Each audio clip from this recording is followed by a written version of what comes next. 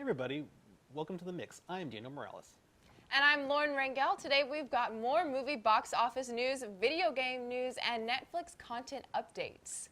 During the second half of the show, we'll be discussing all things Star Wars. We will be joined by Collin and Maxwell to discuss Star Wars Episode 9 title reveal and teaser trailer.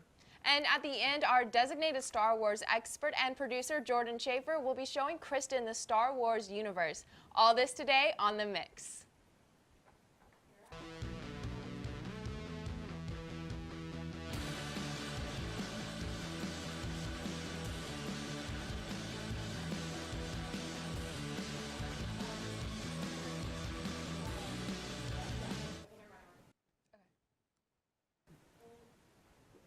On April 2nd, Twitter simply released a tweet with the word homecoming over a yellow backdrop. Following this is an abundance of Beehive fans went crazy with Assumption.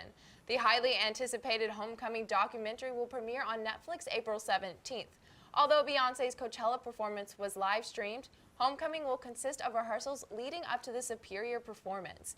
This gives fans a personal insight into the strategic planning of such a successful performance. Millions of fans took to Twitter #Homecoming.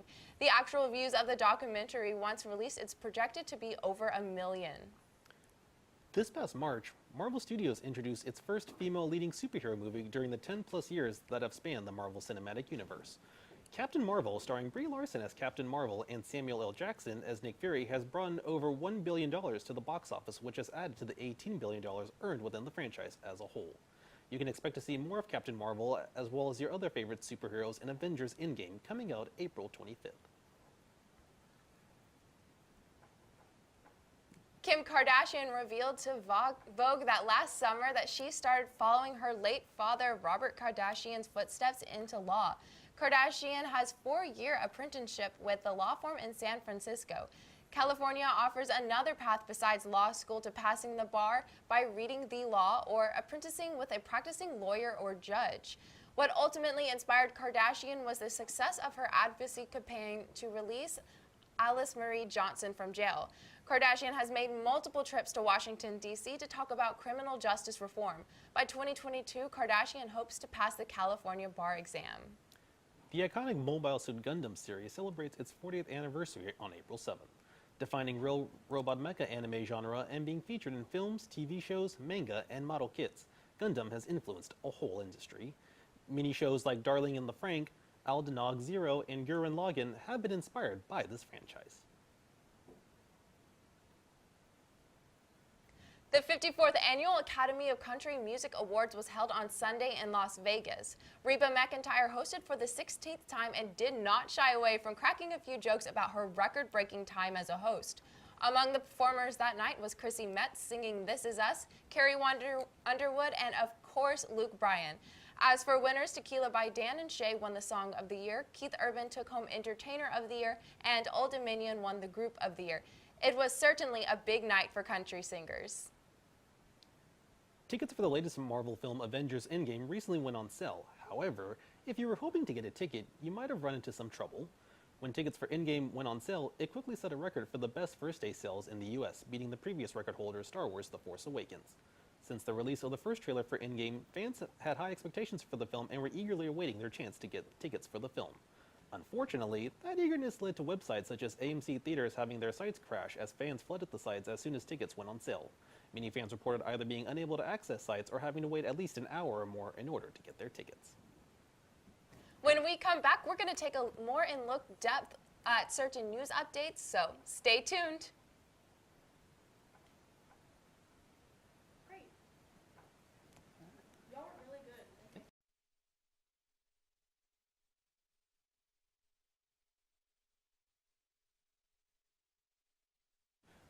Welcome back. Before we went on break, we gave you some quick news pieces, and now we're going to go in-depth on certain headlines. With the announcement of Borderlands 3, players are certainly eager to learn more about the 4 new Vault Hunters that have been revealed. First, there is Mose the Gunner, who has the unique ability to summon Iron Bear, a mech she can summon and can also be used by other teammates. Amara the Siren, who is melee focused and can summon multiple ethereal arms to defeat enemies. Flack the Beastmaster, a hunter who can control several different beasts. A screenshot suggests he will be able to command at least 3 different kinds of beasts, with other types certainly being a possibility. Finally, there is Zane the Operative, who comes equipped with a decoy device to draw aggro from enemies and an attack drone for support. As usual, the annual Academy of Country Music celebrated the type of music we love most in Nacogdoches. However, this year it raised concerns about the lack of representation of women in country music. In fact, Reba McEntire made a comment about it during the show that was related back to the snow Las Vegas had previously this year. McEntire said that it was so cold it froze us women out of Entertainer of the Year. That night, out of 32 artists who performed, only 13 were women, and in several award categories such as Entertainer of the Year, only men were nominated. After the nominees were announced, the Annenberg Inclusion Initiative did a study on diversity in the country music world. By looking at the end-of-the-year charts, they determined that for every 5.2 male country artists, there's only one female country musician. To raise awareness to the issue, Casey Musgraves, who won Album of the Year, proudly declared that her award goes out to any woman or girl and encouraged anyone who is being told that their style is too different to just stay at it. McEntire added that this is just the beginning for successful women in the country music industry because we're just gearing up. With this year being the 40th anniversary of Gundam, fans of the franchise can expect some unique surprises to help celebrate this important milestone. Watchmaker Casio is announcing a special set of watches to be released later this year. Each watch will be released with its own design based on a different Gundam and a storage case. For those interested in adding to your collection of Gundam figures, you'll soon be able to add to your collection this year as well. Releasing this summer from Tamashii Nations, the new Gundam Universe lineup includes 3 new 6-inch figures that are modeled in great detail. According to a video released by Tamashii Nations, fans can expect to see their favorite Gundams from all the Gundam timelines released as part of this lineup. As we mentioned earlier, seats for Avengers Endgame faded just as quickly as Thanos turned some of the most beloved superheroes into dust. Avengers Endgame pre-sale tickets broke several ticket-selling websites on April 2nd for fans across the US, UK, and Canada. A few of the sites including Fandango, AMC, Regal Cinemas, and Cineplex. Fans reported error messages and an hour or more wait time. A few tricky people who got hold of the tickets have started reselling them for thousands of dollars. Of course, eager fans turned to Twitter to vent their frustration, and they easily took the top 4 spots in trending topics. AMC handled it well with a joke that said they too have gotten Thanos' snap. On the bright side, Fandango reported that the movie broke its first day pre-sale record and surpassed the pre-sale for Star Wars The Force Awakens within the first 6 hours. Infinity War grossed over $2 billion at the worldwide box office, and now Avengers Endgame is predicted to make $800 million in the opening weekend. We're going to take a quick break, but when we come back, we will be discussing the highly anticipated Star Wars Episode 9 trailer with Collin Maxwell, so stay with us.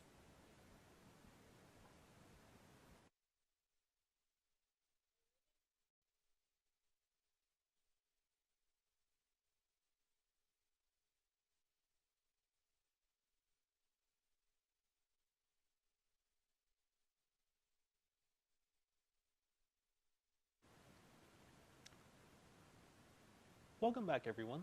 Star Wars fans, your patience has been rewarded. During Star Wars Celebration Weekend in Chicago, J.J. Abrams and Lucasfilm released the Episode 9 title and teaser trailer for the movie coming out in December. Here to talk about it is Collin Maxwell. So guys, what are your thoughts on the new Star Wars trailer? I loved it. I've had kind of a love-hate relationship with the new movies because they've definitely been a breath of fresh air into Star Wars, but I felt like for the last two, the first one they did too little, and then the second one they did too much. But this new trailer was still really exciting to watch, and I was really intrigued by it. I thought it looked really great. I'm not super big into Star Wars, but I do know that most Star Wars fans, like you said, have a love-hate relationship with it. But this time the director's different, and it's J.J. Abrams. Do you guys think that's going to maybe like change the movie at all? I know he's done one before. I mean, I thought he did a good job with The Force Awakens. Yeah. Considering the huge gap that was between that one and the previous prequel trilogy. Right. Yeah. No. Definitely. I'm very excited that he's coming back. That's not to say that Rian Johnson was a bad director or he made the prequels bad or sequels, my bad, any worse. But it's definitely kind of nice to have J.J. Abrams, so the story stays consistent. Yeah. Because I think Rian Johnson kind of had his own take on the story, and that's what The Last Jedi was. Yeah, it kind of prompted a lot of that backlash that you saw towards that film. So, if you guys know, or since you guys saw the trailer, there was a little surprise right there at the end. Yes, Palpatine's laugh, right? Yes. Yeah, I think Last that's 3 seconds. of really it, I think. interesting, bringing back an old villain. Yeah. What do you think about that? It is very, and I'm going to show you my nerd culture in a couple of minutes here, but it was very exciting to definitely see that. Palpatine has just been like, he was the first original villain for Star Wars, and it was also just kind of that one step into the, who's behind the entire war and everything, and who was behind the Empire, because we all thought it was Darth Vader. Yeah. And then the Return of the Jedi came out, and it was revealed that Palpatine was Vader's master, and that he was eventually going to replace Vader with Luke. And in the EU, which is the expanded universe for the comics, Palpatine does actually come back later on in the series. It's revealed he has a big cloning machine, so he just makes a whole bunch of Palpatine clones. But I'm really excited how they're going to reintroduce him in this one. Definitely did not expect that laugh, especially when Luke said, nobody's truly gone. I thought it was, I thought actually Luke was going to return back, because it was him narrating the entire thing, and I was like, nobody's, I mean, the line was,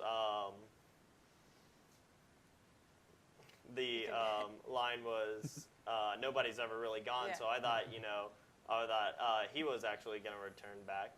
So it was going to be really cool. But again, I'm really excited to see Palpatine return. Yeah, the end of the trailer just gave me chills. And like you said, how Star Wars fans kind of have that love-hate relationship with it. Do you think, so since The Last Jedi, I didn't hear the greatest opinions on that movie. They're kind of mixed. But do you think that maybe by bringing back an old villain, it kind of reclaims the former fans and gets them excited again? It is definitely heading that direction. I would not be surprised if people change their opinions based on how Palpatine returns. Yeah. Because he is definitely a really good character and a really evil character. So, I mean, I would definitely go see it just to see how they're going to bring Palpatine back and how he plays into this whole new universe or new step that Star Wars is taking. For sure. And of course, since they're bringing back Palpatine, it also raises the question, could Han Solo and Luke Skywalker be coming back too? I mean, like you said, no one's truly gone. Yeah, that was a thing. That's also kind of like the idea I had, like, how is he going to come back?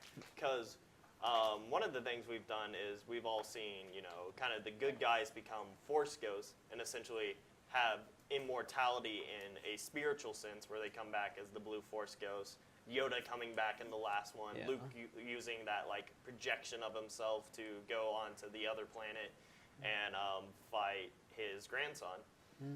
But definitely it would be interesting. Maybe Palpatine comes back as a Force ghost. Yeah. Maybe that's a way he comes back, or he could just not be dead.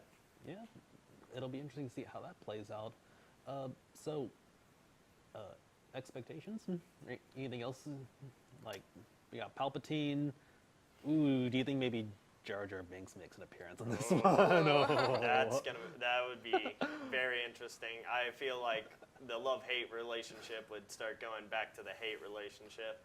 But it would definitely be interesting. It would definitely be out of left field if Jar Jar, for some reason, did come back. But he's more of a villain. Imagine if they did that.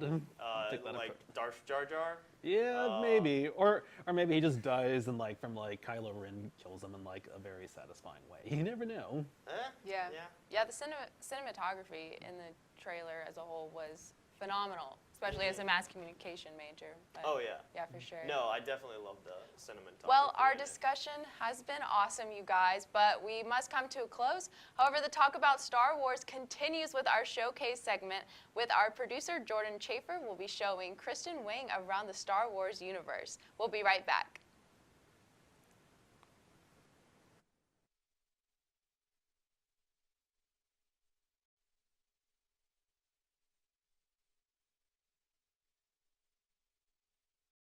What's up, guys? My name is Jordan.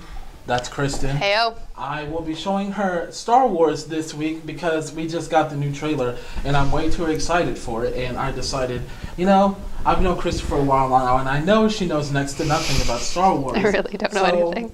We're going to be changing that today. We're going to be changing that real fast. Mm-hmm. All right, so just to get some history stuff out the way first, Star Right. Wars first premiered in 1977 with the first movie. It was literally only titled Star Wars, but people now refer to it as Star Wars Episode 4, A New Hope, just because there's like 10 different movies now. Okay, yeah, understandable. Yeah. It first came out in 1977. It was the story about Luke Skywalker, Han Solo, and Leia Organa. They're just embarking on all these wonderful journeys. Cool. So basically today I'm going to go through each trilogy because there's 3 of them. Got it. And I'm going to make sure that you know what's happening as clearly as I can. As clearly. All right, got it. Because sometimes I can get a little overhyped and a little confusing when I talk about it, but we're going to... It's all right. Just let me talk about Pokemon and you'll just see the same thing. Yeah. Uh-huh. All right, so let's go ahead and get started with the original trilogy. Got it. Like I said, first released in 1977, starring Mark Hamill, who played Luke Skywalker, Leia Organa, played by Carrie Fisher, rest in peace, Yes. and Han Solo, who was played by Harrison Ford. I almost said Harrison Ford, who plays Han Solo. I don't really know what the difference is at this point, but so we start off with Episode 4. Like I said, it was originally called just Star Wars. And as soon as the movie opens, you see Leia. The Empire is chasing her down Okay. because she has plans to a giant weapon that is called the Death Star. Right, okay, yeah. The Death Star is literally what it sounds like. It's a battle station that might as well be a giant star in space. Does it And glow? Yeah. No, it glows, and when it blows up planets. Oh, okay, never mind. Leia has technical readouts of the battle station, and she's trying to get them to the Rebel Alliance so they can find a way to exploit its weakness and destroy it. But she ends up getting captured and sticking Awkward. the plans with her droid R2-D2. I'm sure you've heard of R2-D2. Yeah, I've heard it, yeah. Yeah. So R2-D2 So that's has where he the comes plans, in. And R2-D2 lands on Tatooine with C-3PO, and they get the plans to Ben Kenobi, who you will later come to realize his name is actually Obi-Wan Kenobi. Okay. Fast forward a little bit, that's where they meet Han Solo in the Mos Eisley Cantina, Okay. and they need him. They need Han Solo for his ship Got it. because Han Solo is a smuggler, and they need to be smuggled to the Alderaan system so they can get these planes to Leia's father. Okay. Then they actually have to go to the Death Star and rescue the princess and get her off the Death Star so they can then go to the Rebel base and find a way to blow it up. Guess what? So they're blowing up the Rebel base. Yeah, the Empire is trying to blow up the Rebel base. Got it, okay. The Empire ends up stopping them, blowing up the Death Star, and now they're on the run. Now, everyone loved this trilogy so much. It did really well, even merchandising-wise. That's pretty much how they made most of their money. Right, of course. But George Lucas, in 1999, wanted to go back to how it all started. He was like, how did Darth Vader get where he was? How were Luke and Leia born and stuff like that? Yeah. Thus, the prequels were born. The prequels were from 1999 to 2005. Right. And that included The Phantom Menace, Attack of the Clones, and Revenge of the Sith. Okay, got it. And it basically tells the story of Anakin, who later turns into Darth Vader. Awk.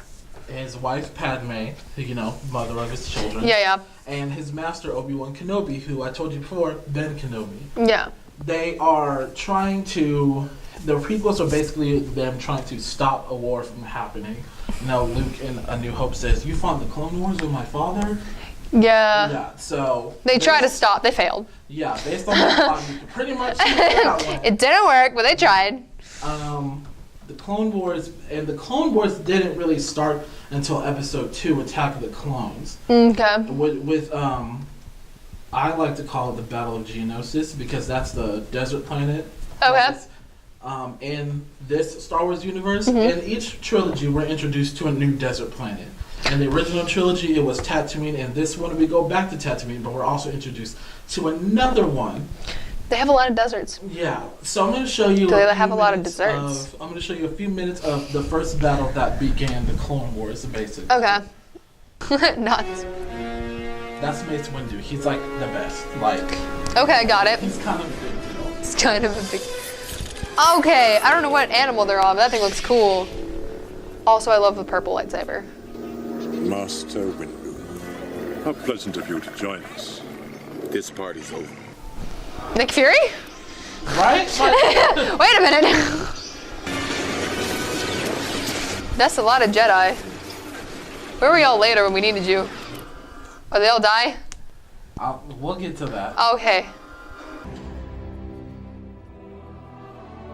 Master Skywalker, there are too many of them. What are we going to do?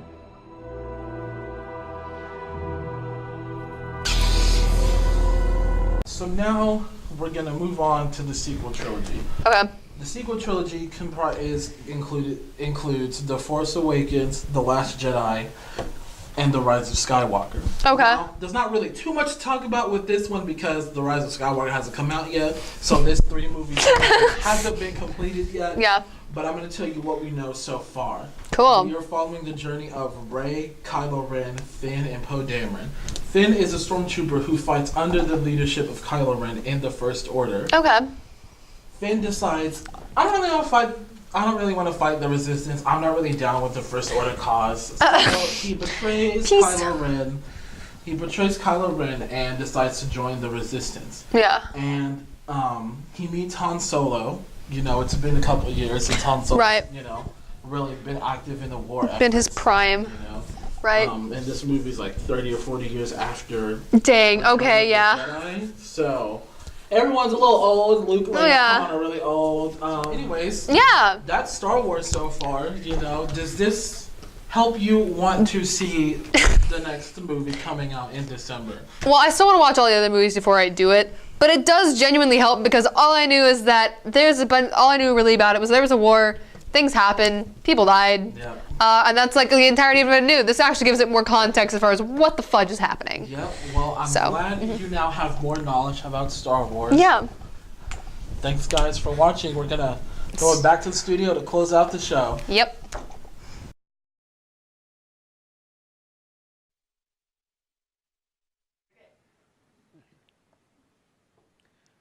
Well, that's it for this episode of The Mix. Be sure you follow our social media. Our Twitter and Instagram are @thecrewSFA. You can also like our Facebook page, SFA The Crew, and check out more content on SFA TV too. I'm Lauren Rangel. And I'm Daniel Morales. See you next time.